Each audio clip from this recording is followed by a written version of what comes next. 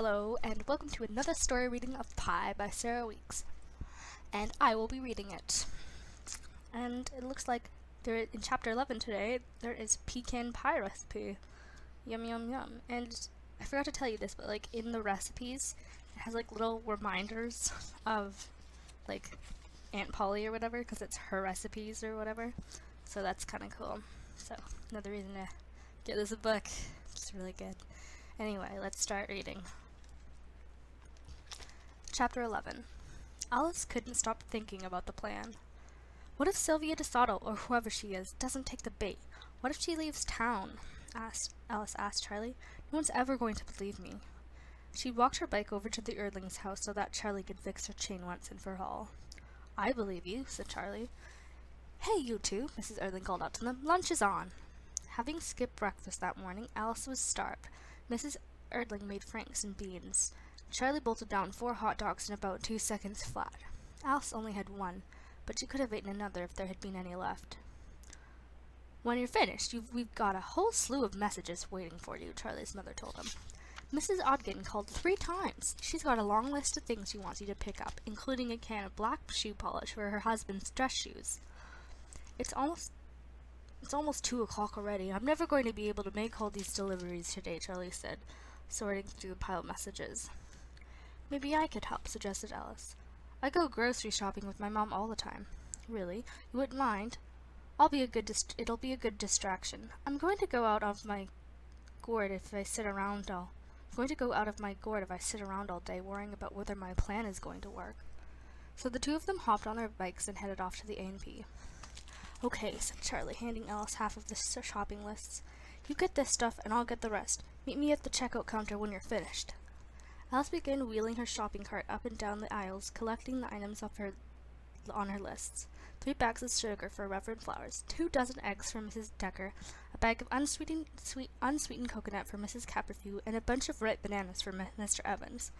Mrs. Ogden's shopping list was the longest of all, and when Alice had located everything, including a can of black shoe polish, she headed for the checkout counter at the front of the store. Charlie was already standing in line, a giant sack of yams balanced on his shoulder. Find everything okay, you two? Asked the cashier as she began to ring things up. Everything but buttermilk, Charlie told her. The mayor's wife must have cleaned us out. She was in here yesterday and bought 3 cartons. Charlie plopped the bag of yams down on the counter. Don't tell me these are for Jill's pie. Didn't you just take him a bag? What on earth is that man doing with all these sweet potatoes? He's trying to get to Florida, Charlie explained. After the groceries had been bagged and paid for, the next step was to figure out how to pack everything into the bike baskets. Charlie handed Alice a carton of eggs. You better take these, he told her. I'm not very good with breakables. You may not be good with eggs, but you sure are good with bike chains, said Alice as they pedaled along. Mine hasn't slipped off once since you fixed it. When I grow up, I'd like to have my own bike shop, Charlie said. You could call it Spokes for Folks, Alice suggested, or Deals for Wheels. I was thinking of calling it Erdling, said Charlie. That's good too. Kind of boring though. Rather than splitting up, Alice and Charlie decided to make the deliveries together. We can share the tips, Charlie offered, but Alice didn't want any money. She was happy to help and grateful to have something to keep her mind off of what was or wasn't going to be happening that night. Their first stop was Jill Spy's garage. Charlie carried the bag of yams into the office and set it on the floor. How's it going? He asked Pete. It's going to be a whole lot better if every pie made didn't taste like dirty feet. I don't know what I'm doing wrong. Aunt Polly used maple syrup in her sweet potato pie, and she put roasted pecans on top, Alice said. Maple syrup? No kidding. Thanks. I'm going to give that a try. The next stop was the parsonage, where they found Reverend Flowers in his kitchen with a dish towel tied around his waist. Good gravy. What happened to you? Charlie exclaimed when he saw that Reverend's red fingertips. Did you cut yourself or something? Cherry, said Reverend, wiggling his stained fingers to demonstrate that they were all still working. I had no idea how much work it was going to be to pit them. Aunt Polly taught me a little trick about pitting cherries, said Alice. Use a paper clip. You just unfold it, stick it in, and pull the pit right out. How ingenious, cried Reverend Flowers. I can hardly wait to try it. Do you mind if I offer you another piece of advice? Alice asked politely. You might not remember this, but Aunt Polly won the Blueberry for her cherry pie last year. As far as I know, they're never going to give the prize the same kind of pie 2 years in a row. Reverend Flowers smiled and put his hand on Alice's shoulder. I've heard that there are some folks in town who've set their sights on winning the Blueberry this year. Now that Polly's not here to do it. But I'm not one of them. Your aunt was a remarkable person, and I miss her dearly. I got to thinking about her today, and for some reason it made me want to make a cherry pie. Alice felt better somehow, knowing that the reason Reverend Flowers was baking a pie was because he missed Aunt Polly. That feeling grew even stronger after she and Charlie arrived at the Evanses' house. Well, will you look what the cat dragged in, said Mr. Evans when he opened the door. Charlie, I was expecting, but what a treat to see you too, Alice. We brought you those bananas you asked for, said Charlie, handing him the bunch. Shh, said Mr. Evans, pressing a finger to his lips. It's going to be a surprise. Dolores is turning 60 tomorrow. Polly always made her a banana cream pie on her birthday, so I thought I'd give it a whirl this year. Sure wish I knew how your aunt made that meringue of hers. Add a little cream of tartar to the egg whites, Alice told her, and raise the oven rack to a notch to brown it. For someone who says she doesn't even know how to bake a pie, you sure do know a lot about it, Charlie commented after they made their final delivery. I guess I must have soaked things up without realizing it, said Alice. They'd reached the corner where it was necessary for them to go their separate ways. Thanks for helping me today, said Charlie. You're welcome, Alice told him, but in her heart it was she who felt grateful, not only for Charlie's friendship and the fact that she had fixed her bike chain, had been willing to pretend to ask Nora Needlebone out on a date, but because that afternoon she had discovered her Aunt Polly's spirit alive, and well in all the kitchens in Ipswich where pies were baked for the right reasons. Good luck tonight, Charlie called back over his shoulder, with JQ. Alice had been so busy delivering groceries and handing out free advice to people about baking pies that she'd actually succeeded in putting the plan out of her mind. But now the sun was beginning to set, and one way or another it would all be over soon. When Alice walked in the door, there was an awful smell in the house, and a hideous new pie sitting on the kitchen counter. Clearly this pie had not been made for the right reason. What kind is it supposed to be? She asked. I thought it was her father. What kind is it supposed to be? She asked her father, who was drinking a glass of tomato juice and circling ads in the help wanted section of the paper.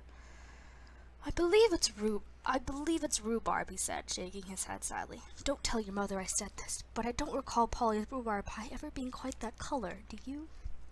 Where's Mom? Asked Alice. She's gone to bed with another headache. Doc Fife called in a prescription, so she'll probably sleep right in through till morning.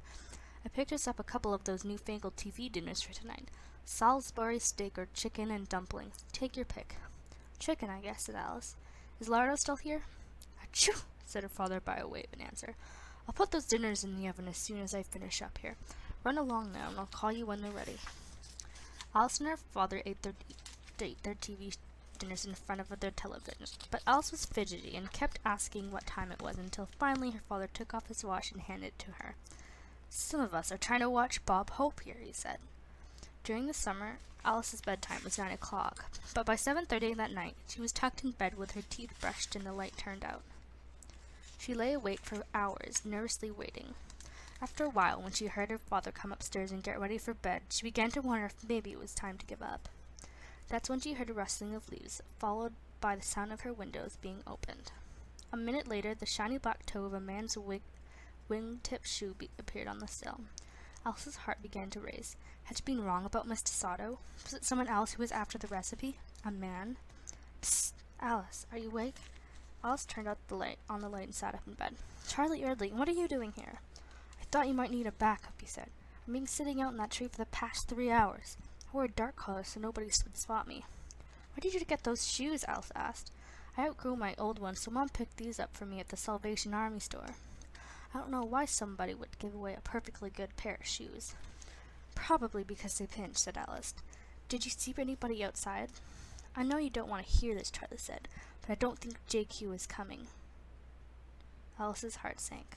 She couldn't believe this was happening again. Was she never going to learn? None of her hunches had been right.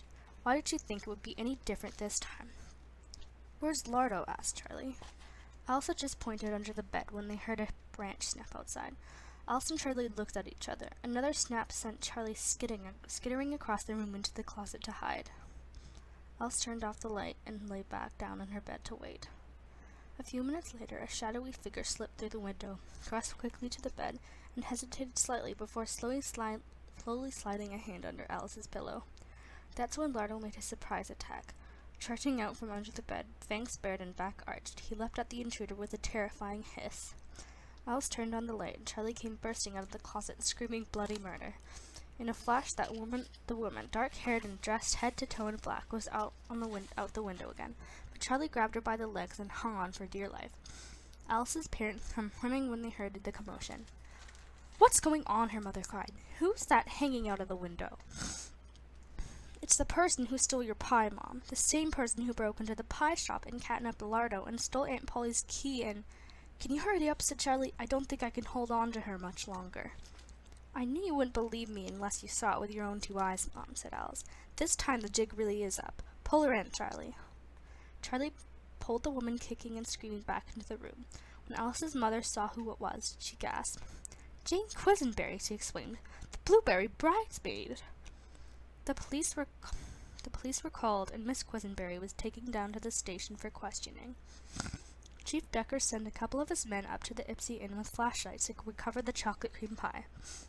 He found a number of interesting things in Miss Quisenberry's suitcase, including the key to Polly Portman's pie shop, 2 wigs, 1 white and 1 blonde, and a bottle of sleeping powder. Miss Quisenberry had sprinkled the powder on some cat food in order to make it possible for her to examine Lardo without being scratched. She was convinced for some reason that Polly had tattooed the pie crust recipe on his belly. After the police left, Mr. Anderson drove Charlie home. Alice's mother came and sat beside her on the bed. She was holding a scrapbook filled with articles about Polly and her pie shop. Included were 13 black and white photographs taken at the American Pie Makers Association award ceremonies after Polly had given her blueberry acceptance speeches. Polly stood smiling in her leopard print hat, holding up her gold medal for the camera.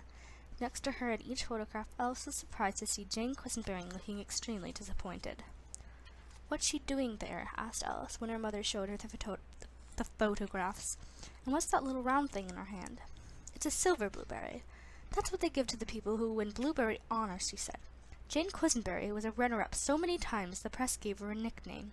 They called her the Blueberry Bridesmaid." "What does that mean?" asked Alice. "Always a bridesmaid, never a bride, in an expression. I guess I'm not the only one who felt she was living her life in Polly's shadow." "Where did you find this?" Alice asked, slowly turning the pages of the scrapbook. "Was it in the pie shop?" "No," her mother answered simply. "It belongs to me. It's been here all along." "Did Aunt Polly know you were saving all this stuff?" "She probably would have thought it was silly. Polly didn't care about being famous. She didn't even really like it. All she wanted to do was make pies." "If I tell you something, do you promise you won't get mad?" asked Alice. "I don't think you're going to win the blueberry this year, Mom." "Did you happen to see the rhubarb pie I made this afternoon?" "Yes, but I don't think that you've ever seen a more beautiful pie in your entire life." Alice didn't know what to say. Then she saw the corners of her mother's mouth begin to twitch and realized to her great relief that she had been kidding. "I only wish you could have seen the look on your father's face when he saw it," she said with a giggle. "I thought he was going to cry." "Does this mean you won't be baking any more pies?" asked Alice hopefully. "Can you ever forgive me?" Alice's mother asked. "I've been such a fool. I wasted so much time envying Polly's gift. I somehow lost sight of the greatest gift I've ever been given. You."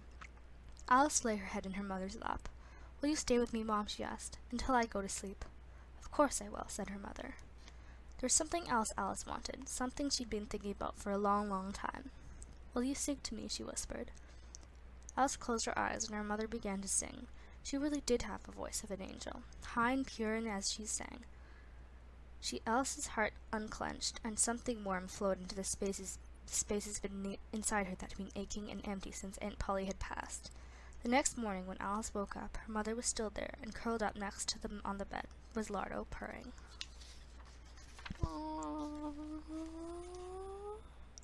Well, that was end of chapter 11. And we only have 2 chapters left and a prologue. Anyway, see you next time.